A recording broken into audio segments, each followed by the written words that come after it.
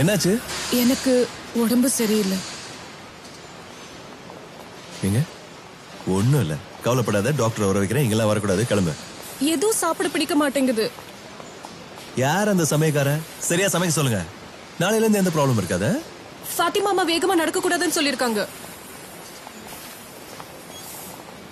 சரி, ஒரு 4 நாள் பொறுமையா தான் நட.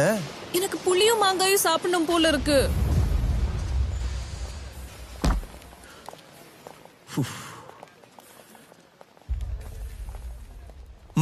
மரத்தையே புடுங்கி கொடுக்கற சாப்பிட்டுக்கிட்டு என்னாச்சு உனக்கு? வா சாச்சா. அம்மா வர போறாங்க.